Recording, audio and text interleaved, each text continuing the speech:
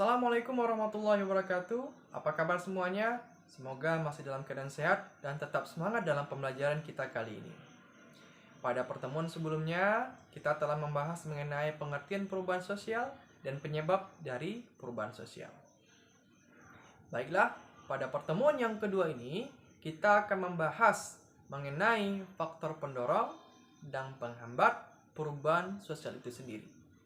Mari kita bahas satu persatu. Faktor pendorong perubahan sosial. Perubahan sosial tidak terjadi dengan sendirinya, tetapi dipengaruhi oleh faktor-faktor tertentu yang mendorong terjadinya perubahan sosial. Apa saja itu? Yang pertama, kontak dengan kebudayaan lain. Hubungan yang dilakukan secara fisik antara dua masyarakat mempunyai kecenderungan untuk menimbulkan pengaruh timbal balik. Artinya, masing-masing masyarakat mempengaruhi juga menerima pengaruh dari masyarakat lain.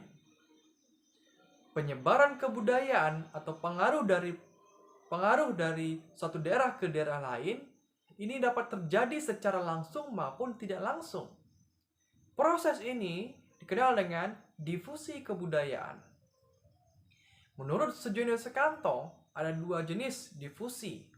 Yang pertama, difusi intramasyarakat, yang artinya penyebaran kebudayaan yang terjadi di dalam masyarakat itu sendiri.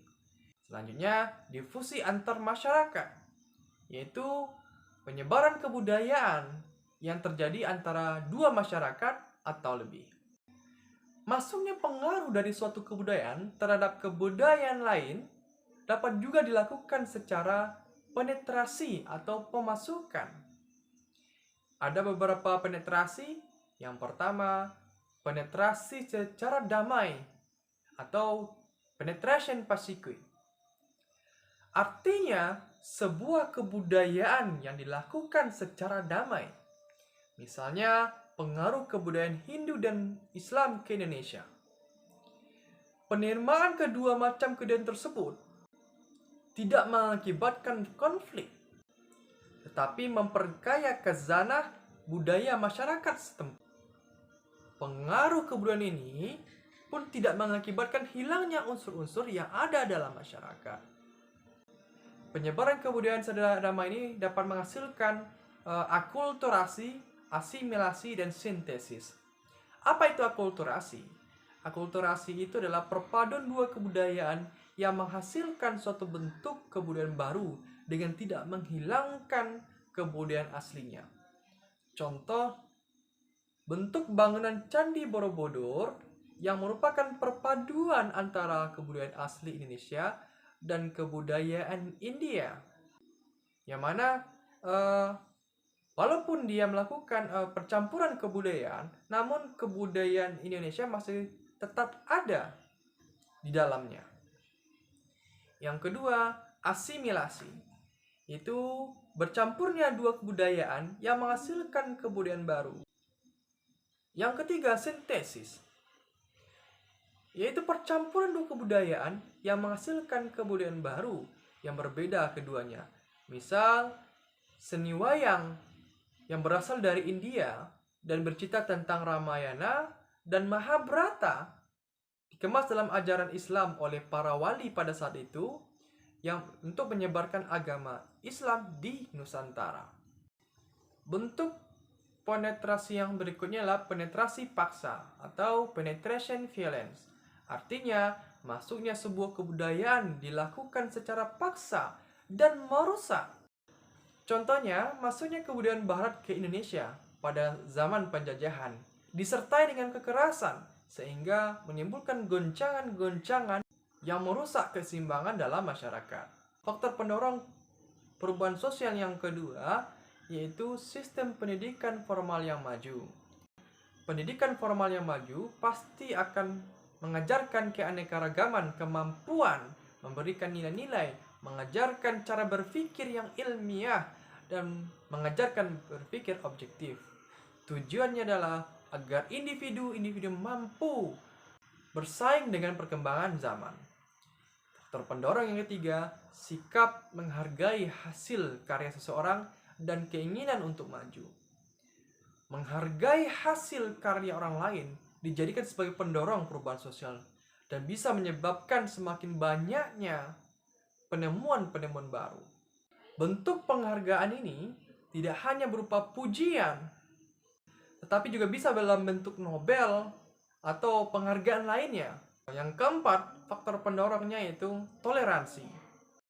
Toleransi merupakan sikap menerima perbuatan-perbuatan yang dianggap menyimpang atau berbeda. Sikap ini sangat penting sekali untuk ditanamkan sejak kecil, terutama di negara kita Indonesia, karena pada dasarnya negara kita itu beraneka ragam dari segi agama, ras, suku, bahasa, dan adat kebiasaannya. Yang kelima, sistem lapisan masyarakat yang terbuka. Sistem masyarakat yang terbuka akan memudahkan terjadinya perubahan sosial.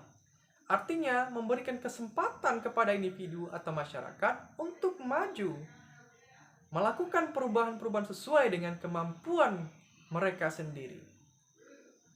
Yang keenam, penduduk yang heterogen. Penduduk yang beraneka ragam latar belakang akan mempermudah terjadinya pertentangan atau konflik. Konflik inilah nantinya akan mendorong terjadinya perubahan sosial. Yang ketujuh, ketidakpuasan masyarakat terhadap bidang-bidang kehidupan tertentu. Masyarakat yang tidak puas dengan kehidupan tertentu cenderung akan mengalami yang namanya perubahan dibandingkan masyarakat yang lebih cepat puas. Mereka cepat puas akan cenderung statis, sedangkan masyarakat yang tidak cepat puas maka akan cenderung dinamis karena dia akan melakukan sesuatu yang baru. Yang kedelapan, orientasi ke masa depan.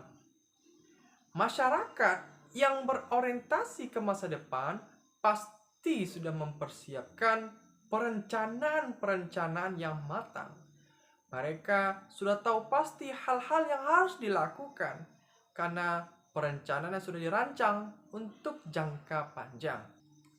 Yang kesembilan, adanya nilai manusia harus berikhtiar untuk memperbaiki hidupnya.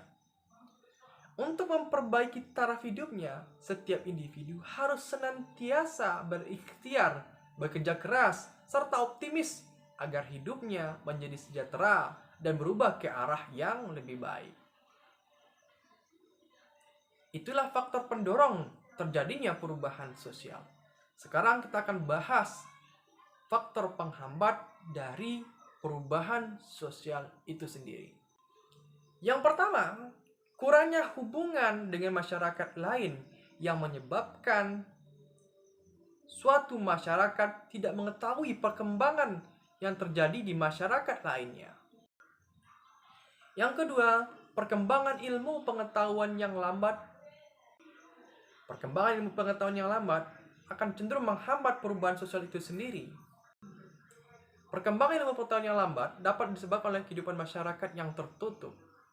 Masyarakat yang tertutup akan cenderung menolak namanya ilmu pengetahuan dan cenderung menolak ilmu pengetahuan tersebut. Yang ketiga, sikap masyarakat yang mengagungkan tradisi masa lampau dan cenderung konservatif. Tidak dapat kita pungkiri di belahan dunia ini masih ada masyarakat yang cenderung menjaga tradisi masa lampau dan cenderung konservatif sehingga menghambat terjadinya perubahan sosial itu sendiri.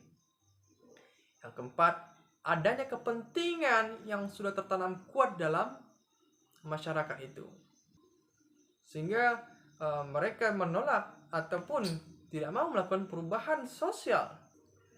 Yang kelima, rasa takut akan terjadinya kegoyahan pada integrasi kebudayaan.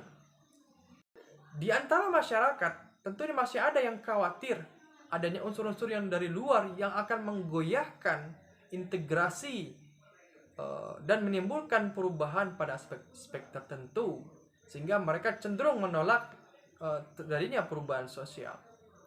Yang ketujuh, hambatan-hambatan yang bersifat ideologis. Contohnya seperti hambatan pemahaman-pemahaman tertentu yang menolak terjadinya perubahan sosial.